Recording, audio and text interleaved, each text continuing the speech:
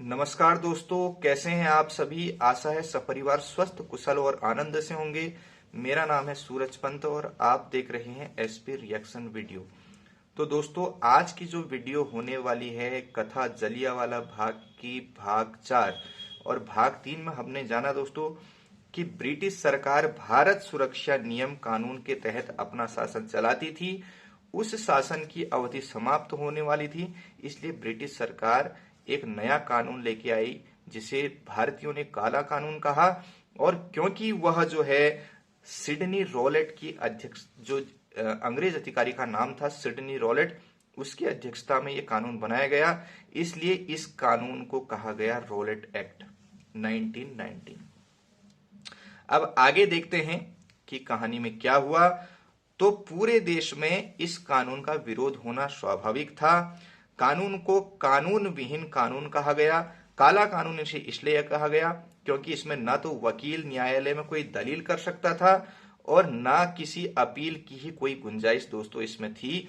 फलतः सामान्य से सामान्य व्यक्ति भी इसके विरोध में पूरे देश भर में उठ खड़ा हुआ और गांधी जी को इस कानून से के बनने से बहुत ही गहरा धक्का लगा। उन्होंने स्वयं लिखा कि इसके प्रस्तावों ने मुझे चौंका दिया। उनको इसके विरोध का एकमात्र विकल्प सत्याग्रह लगा। उन्होंने मुंबई में एक सत्याग्रह सभा बनाई और संपूर्ण भारत में इस कानून के विरोध में हड़ताल करने का आह्वान कर डाला। भारतीयों का ब्रिटिश शासन के प्रति न्याय का जो विश्वास था उसे इस काले कानून ने हिलाकर रख दिया। भारतीयों ने इस रॉलेट एक्ट को राष्ट्र का अपमान माना। भारत के प्रमुख समाचार पत्रों ने इस कानून की खुली भर्त्सना की। अमृतसर के पत्र वक्त ने 22 मार्च को एक कार्टून छापा जिसमें इन कानून को काला फंदार साफ दिखलाया। अमृत बाजार पत्रिका ने इसे मार्शल लॉ के समान बताया। द ट्रिब्यून ने इसे दीर्घकालीन महत्वपूर्ण भूल कहा।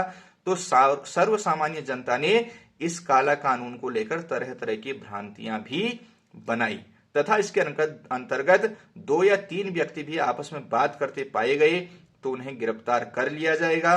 किसी भी विवाह या शव यात्रा पर 5 रुपये टैक्स देना होगा। खेती सरकार की संपत्ति होगी जो किसी भी समय या तो आधे रूप में और या फिर पूर्ण रूप से हड़प ली जाएगी। सर्व सामान्य समाज के द्वारा भी इसका विरोध होने के उपरांत भी वायसराय ट्रस्ट ने मस नहीं हुआ, उसने कानून नहीं हटाया अपितु उसे यथावत रखा। ये सारी बातें सुनने के बाद आपको भी इस कानून का भयानक पक्ष कुछ कुछ समझ में आ गया होगा। जलियांवाला बाग हत्याकांड से ठीक पहले का तिथिवार घटनाक्रम जानना भी आवश्यक है, इसलिए मैं आपको 28 फरवरी से लेकर 12 अप्रैल तक में हुई महत्वपूर्ण घटनाओं की जानकारी भी दोस्तों दे रहा हूं। गांधी जी ने 30 मार्च को संपूर्ण देश में हड़ताल करना निश्चित किया, किंतु सभी स्थानों पर सूचना पहुंच पाने के कारण इस हड़ताल की तिथि दोस्तों 6 अप्रैल कर दी गई। गांधी जी की इस योजना के अनुपालन में पंजाब सबसे आगे था। पंजाब के 2 प्रमुख नेताओं डॉक्टर सतपाल तथा सैफुद्दीन किचलू ने गांधी जी को पंजाब आने का निमंत्रण दिया। गांधी जी ने उन दोनों का निमंत्रण स्वीकारा, किंतु ब्रिटिश सरकार ने उनके पंजाब आने पर रोक लगा दी। 28 फरवरी को अमृतसर के वंदे मातरम हॉल में रॉलेट एक्ट के विरोध में एक बड़ी सभा का आयोजन हुआ। इस सभा में काले कानून के विरोध में एक प्रस्ताव पारित किया गया।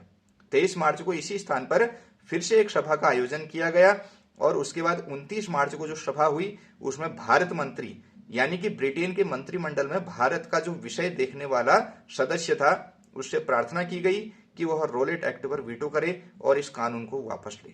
इसी सभा में गांधी जी का संदेश पढ़कर भी सुनाया गया और आग्रह किया गया कि 30 मार्च को सभी देशभक्त पूर्ण हड़ताल करें तथा उस दिन व्रत रखें। इस आग्रह के अनुसार 30 मार्च को अमृतसर में पूर्ण हड़ताल रही तथा जलियांवाला बाग में बड़ी सभा आयोजित की गई। उधर पंजाब सरकार ने 4 अप्रैल को डॉक्टर सतपाल तथा सैफुद्दीन किचलू पर सार्वजनिक भाषण देने पर दोस्तों प्रतिबंध लगा दिया। 5 अप्रैल को अमृतसर के डिप्टी कमिश्नर मिल्स इविंग ने नगर के प्रमुख नागरिकों तथा अंग्रेज सरकार के वफादारों से यह वादा लिया कि 6 अप्रैल को गांधी जी द्वारा आयोजित हड़ताल वे नहीं होने देंगे, किंतु 6 अप्रैल को 30 मार्च से भी बड़ी तथा व्यवस्थित हड़ताल हो गई। इस हड़ताल में सरकार की दमनकारी नीति के विरुद्ध असंतोष एवं रोष प्रकट हुआ। समाज ने 6 अप्रैल की इस हड़ताल को राष्ट्रीय दिवस घोषित कर डाला। राष्ट्रीय दिवस की घोषणा से पंजाब का lieutenant governor Michael O Dyer भयंकर क्रोधित हो गया। उसने प्रतिक्रिया में डॉक्टर सतपाल व किचलू जैसे बदमाशों से निपटने की चुनौती दी। अब उसने उन दोनों को बदमाश कहा और डायर ने इन दोनों देशभक्तों को बदमाश कहा। इससे उसकी नीयत समझ में आ जाती है। 7 अप्रैल को उसने काउंसिल की मीटिंग में समाचार पत्रों तथा नेताओं को गालियां दी और 8 अप्रैल और 6 अप्रैल की सफल हड़ताल का ब्यौरा कमिश्नर को पत्र द्वारा भेजा। इस पत्र में उसने स्थिति को अत्यंत भयंकर बताते हुए सैनिक शक्ति की मांग भी कर डाली। इस मांग से उसकी नीयत में खोट दिखती है और वह शक्ति के बल पर देशभक्तों को कुचलना चाहता है, यह मंशा भी स्पष्ट होती है। तो दोस्तों इस पार्ट में इतना ही। नए पार्ट को जल्द ही लेकर आएंगे। तब तक के लिए जय हिंद, वंदे मातरम, भारत माता की जय।